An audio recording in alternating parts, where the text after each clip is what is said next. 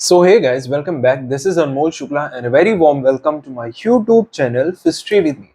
In today's lecture, we are going to talk about a very important topic where we're going to understand what exactly is the need for studying consumer behavior.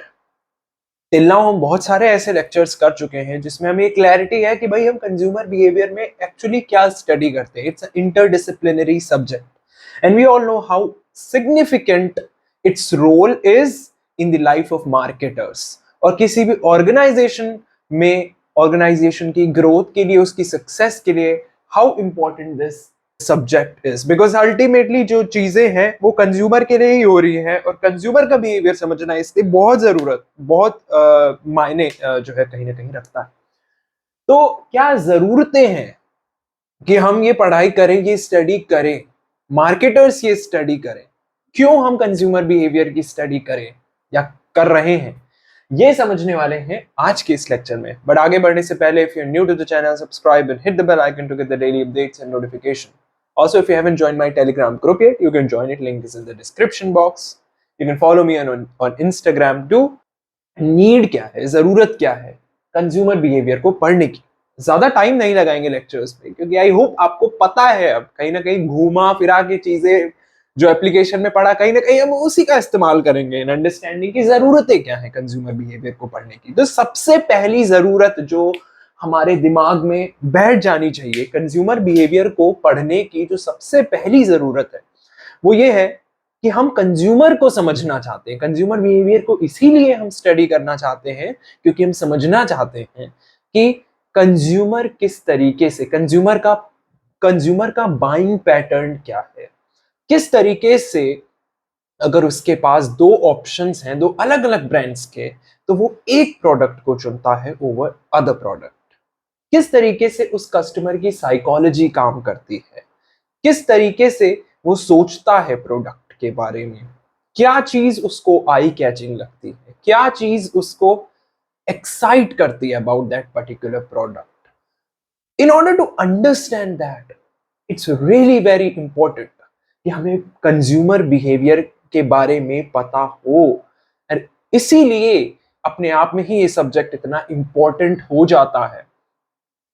तो consumer को समझने के लिए सबसे पहला, first and foremost thing तो यही है कि इसलिए हम स्टडी कर रहे हैं कंज्यूमर बिहेवियर की, क्योंकि हमें कंज्यूमर को अच्छी तरीके से समझना हो. जब मैं कहता हूं अच्छी तरीके से, इसका मतलब है मुझे कंज्यूमर की नीड्स के बारे में समझना है, मुझे कंज्यूमर के वांट्स के बारे में समझना है, कंज्यूमर के टेस्ट एंड प्रेफरेंस के बारे में समझना है, कंज्यूमर किस तरीके से सोच रहा है उस बारे में सोचना है. इन शॉर्ट कंज्यूमर की साइकोलॉजी को भी समझना है. सो ये सबसे पहली इंपॉर्टेंट चीज हो जाती है need of studying consumer behaviour में, क्योंकि जरूरी है कि हमें कंज्यूमर की अंडरस्टैंडिंग हो, उसकी नीड्स की अंडरस्टैंडिंग हो, उसके वांट्स की अंडरस्टैंडिंग हो, उसके टेस्ट प्रेफरेंस की अंडरस्टैंडिंग हो. बहुत सारे फैक्टर्स आ जाते हैं. तो ये पहला पॉइंट है. दूसरे पॉइंट की हम बात करते हैं, क्यों जरूरत है हमें कंज्यूमर बिहेवियर के को पढ़ने की.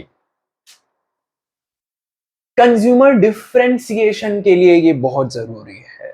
पिछले लेक्चर में मैंने आपको बताया था कि किस तरीके से कोई ऑर्गेनाइजेशन या कोई कंपनी होती है, स्पेशली अगर वो कोई नई कंपनी है, नई ऑर्गेनाइजेशन है, या बहुत सारे यूट्यूब चैनल स्टार्ट होते हैं, शुरू होते हैं, तो वो अगर वो ये कहें कि भाई मैं सब पर फोकस कर रहा हूँ, जो मेरी वीडियो है वो सब पर फोकस कर रही है, मेरा जो प्रोडक्ट है एज ऑर्गेनाइजेशन, अगर मैंने कोई कंपनी खोली है तो ये सब पर फोकस करेगा, मैं इस प्रोडक्ट को सबको बेचना चाहूंगा.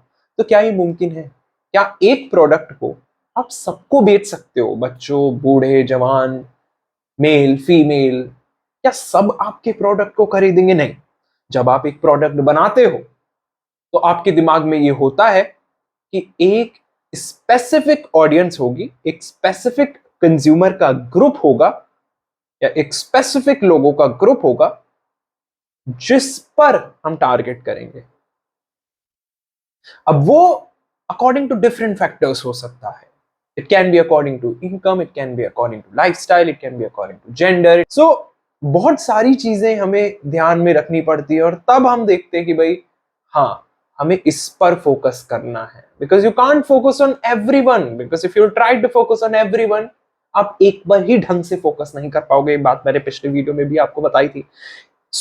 जब हम कंज्यूमर बिहेवियर की स्टडी करते हैं, हमें कंज्यूमर्स के बारे में बहुत कुछ पता चलता है, तो हम कंज्यूमर को ढंग से डिफरेंशिएट कर पाते हैं। फिर कंज्यूमर को डिफरेंशिएट करने का मतलब है कि हम समझ पाते हैं कि वो कौन से कंज्यूमर्स हैं, वो कौन से ग्रुप ऑफ पीपल हैं जिन पर हम टारगेट करेंगे। एज अ कंपनी, अगर मैं कोई ऐसी ड्रिंक लेके आ रहा हूं जो चॉकलेट ड्रिंक है लेट्स सपोज, और वो हाइट की ग्रोथ करती है, जैसे आपको वेरियस प्रोडक्ट्स दिख रहे हैं आजकल, तो definitely I am gonna focus on specific group of people only.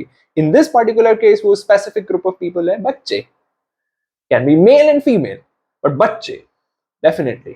मैं ऐसा नहीं कर सकता, तो उसी हिसाब से फिर मेरी सारी स्ट्रेटेजीज होंगी। एडवर्टाइजिंग स्ट्रेटेजीज भी कभी आपने देखा है कि भाई बच्चों के जो एनर्जी ड्रिंक्स होती हैं या जो ये मिल्क ड्रिंक्स होती हैं, उसमें कोई इस तरीके से दिखाया जा रहा है कि बड़ों को एनर्जी आ रही है, नहीं। आजकल हो सकता है कुछ ड्रिंक्स में, बट मोस्टली उसमें बच्चे लिए जाते हैं। उसी हिसाब से फिर एडवर्टीजमेंट्स क्रिएट किए जाते हैं कि बच्चों की एनर्जी के लिए बहुत जरूरी है, बच्चे इससे दिन भर स्फूर्ति में रहेंगे और एनर्जेटिक रहेंगे, बच्चे अपने काम कर पाएंगे आसानी से। उस हिसाब से फिर वेरियस स्ट्रेटेजीज बनाई जाती है, be the promotion strategies, marketing strategies, advertising strategies. Definitely consumer की जब आप स्टडी कर लेते हो, कंज्यूमर के बिहेवियर के बारे में जब आपको पता चल जाता है, तो उस हिसाब से फिर आप डिफरेंशिएट कर पाते हो अपनी मार्केट को अपने कंज्यूमर्स के हिसाब से, और उस हिसाब से फिर आप टारगेट और फिर पोजीशन कर पाते हो distinct features of that particular product in the minds of consumers, and that's what STP is. It's all about segmentation according to the various factors that I've discussed, then targeting, and then positioning in terms of that how you're positioning your product in the minds of consumer. It's not about any particular place positioning, it's all about कि किस तरीके से आप अपने product के unique features जो आपके product को डिफरेंट बनाते हैं फ्रॉम दैट ऑफ कॉम्पिटिटर, किस तरीके से आप उसको कम्युनिकेट कर रहे हो और किस तरीके से वो बैठ रहे हैं दिमाग में, in the minds of consumers. So definitely it is one of the need of studying consumer behavior is, and very important I would say, is consumer differentiation. It is very much helpful in consumer differentiation. It is helpful in segmentation, targeting, and positioning. Let's talk about the third point now. The third point is creation and retention of consumers.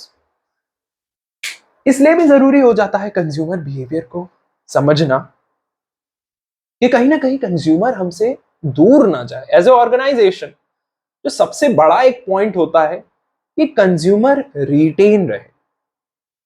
हमें अपने consumers को create तो करना है, but it doesn't mean कि हम जो पुराने और एग्जिस्टिंग कस्टमर्स हैं हमारे, उनके लिए हम कोई काम नहीं करेंगे। अगर आप ये सिर्फ सोचो कि भाई मुझे सिर्फ नई ऑडियंस अट्रैक्ट करनी है, बट व्हाट अबाउट देम जो आपके लॉयल हैं, जो आपके ओल्ड कस्टमर्स, आपके एग्जिस्टिंग कस्टमर्स हैं, उनका क्या? सो आई थिंक कंज्यूमर बिहेवियर की स्टडी जब हम करते हैं, कंज्यूमर के बिहेवियर को जब हम समझते हैं, उनसे जुड़े बहुत सारे फैक्टर्स जब हम स्टडी करते हैं, इंडिविजुअल कंज्यूमर को जब हम समझते हैं, उस पर क्या क्या फैक्टर्स उसको अफेक्ट करते हैं, जब ये सारी चीजें हम समझते हैं, तो हम कहीं ना कहीं ये अंदाजा भी हमें लगता है कि किस तरीके से हम उस कस्टमर को रिटेन कर सकते हैं।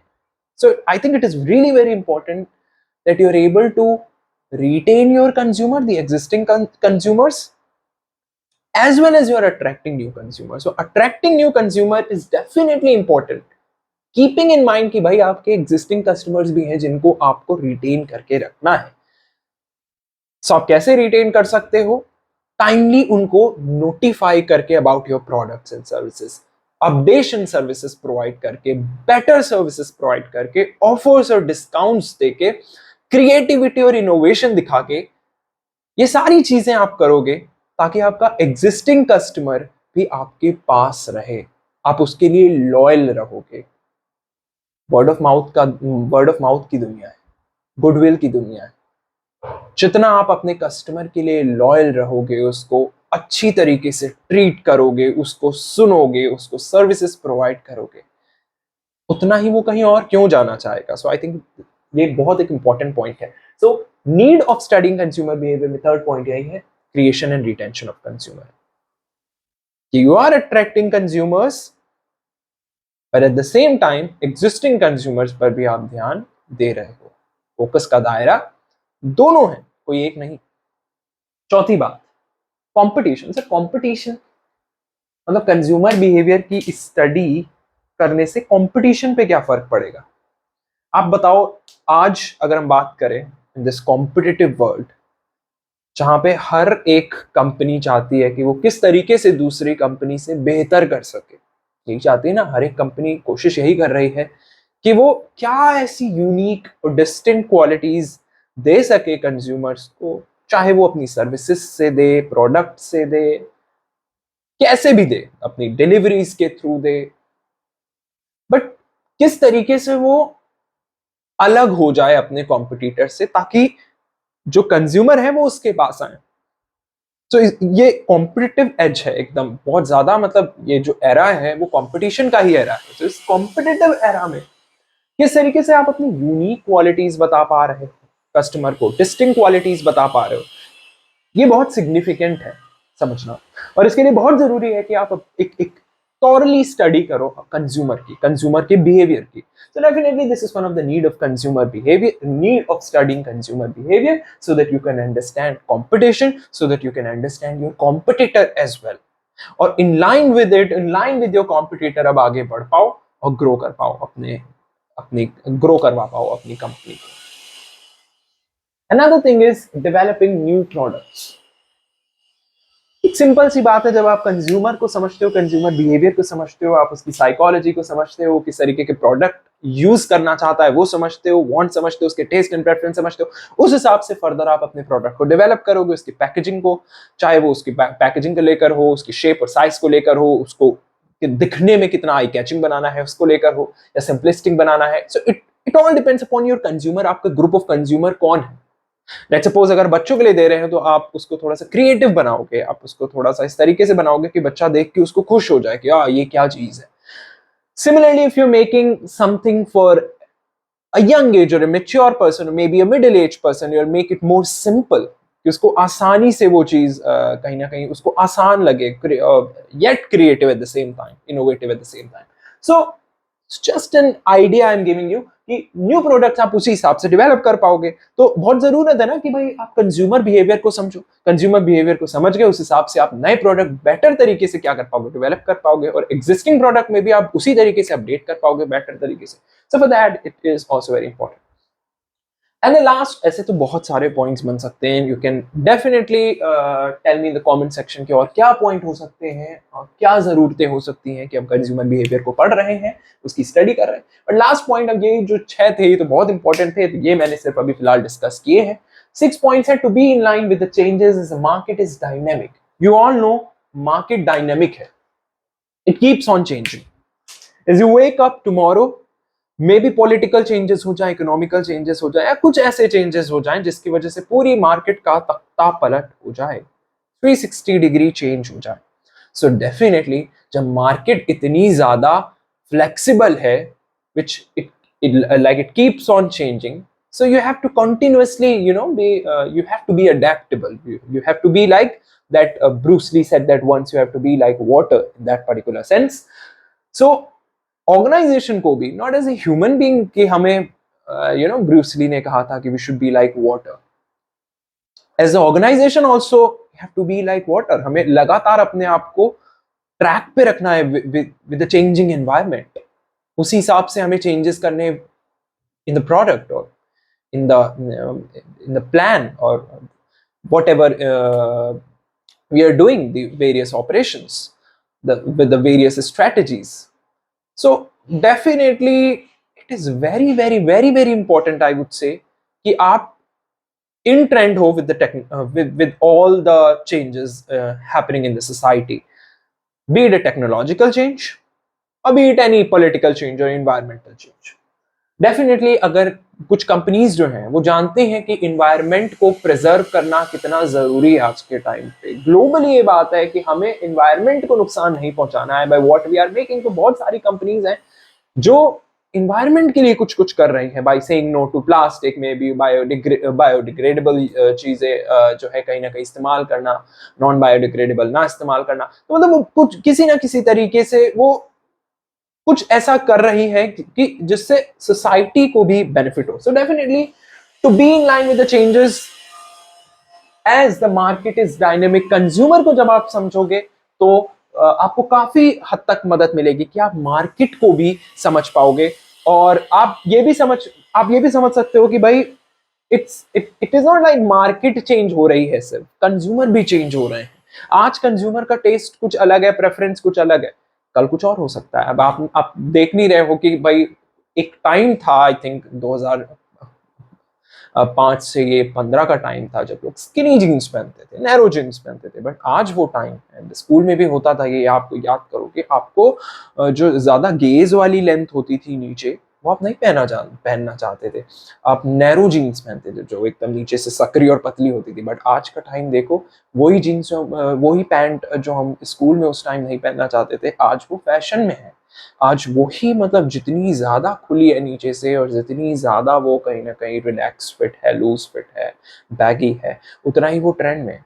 सो इसका मतलब है कि भाई keeps on changing, market keeps on changing, consumer के taste and preferences keeps on changing. तो अगर ये चीजें चेंज हो रही है, डायनेमिक है इतनी मार्केट, तो कंज्यूमर को समझ, तो इसीलिए भी बहुत जरूरी हो जाता है कंज्यूमर बिहेवियर को समझना, ताकि कंज्यूमर बिहेवियर को अगर हम समझ जाएंगे और या समझेंगे तो कहीं ना कहीं उससे हमें मार्केट का अंदाजा भी लगेगा। मार्केट में ये जो चेंजेस हो रहे हैं उनसे हम अच्छी तरीके से कहीं ना कहीं अपने आप को अडेप्ट कर पाएंगे। So that's it for today.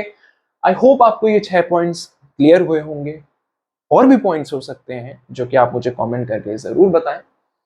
But that's all for this lecture. We'll see you in the next video. Till then, keep studying. Take care.